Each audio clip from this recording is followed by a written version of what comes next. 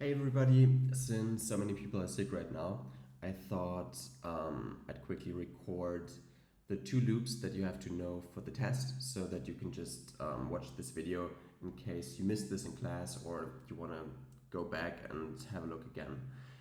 So the first type of loop is this repeat loop. So you can see it just says repeat in capital letters, then a number, and then times.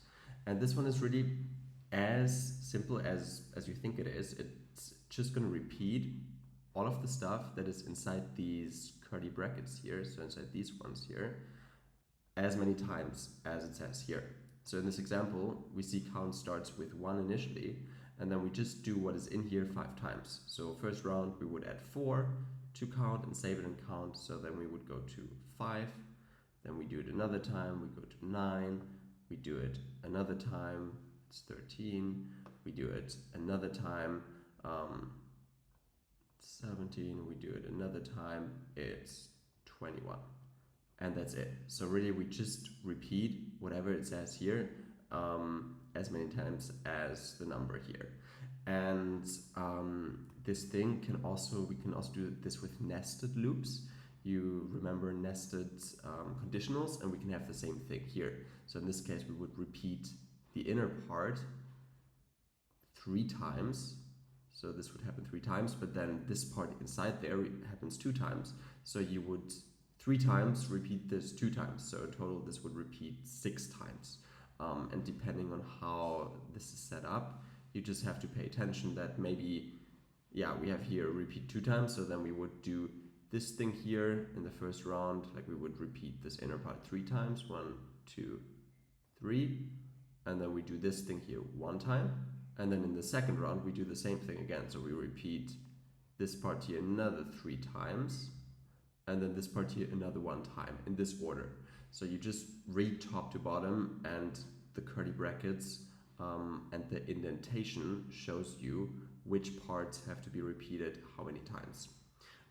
Yeah, that's it for the repeat loops. You can also find this Wayground I created here on my Wayground account and go over all the questions here one more time. I created all of these, so they're similar to AP questions, but they're my questions, so you can have a look at these again. I tried to make them a little bit simpler and just build up. So the first ones are definitely simpler than what you would see on the AP exam.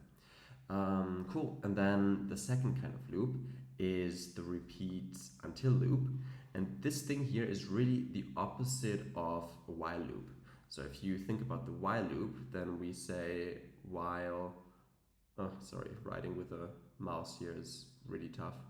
Then you would see here while, and then the condition inside here for the while loop must be true for this to repeat. So let's say we have x less or equal to 3, and then everything inside the while loop, everything inside the curly brackets, would repeat for as long as x is less than 3.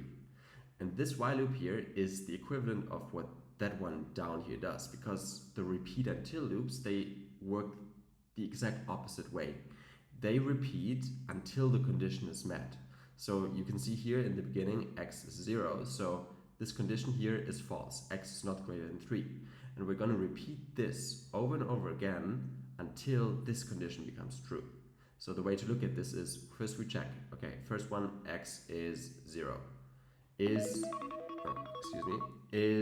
0 less than, is 0 greater than 3? No, this is false, so we do it. X is increased by 1.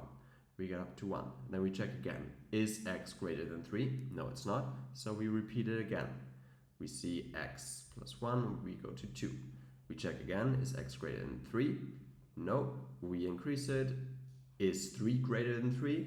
Still not, so we go one more time, and now x hits 4, and now we check the condition again.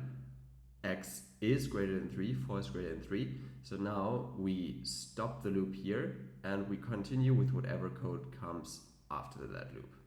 This is how the repeat until loops work, and for these ones here we have the same ideas. So we can have the simple ones, we can also have nested loops here, Oh yeah, I kept the quiz a little bit easier, so we don't have nestedness yet, but you can see this here we have a little bit more complicated conditions and several things happening here. Yeah, I think this should, if you do it one by one, this should be quite self-explanatory, I hope. Otherwise, feel free to just ask me and I'm happy to help you.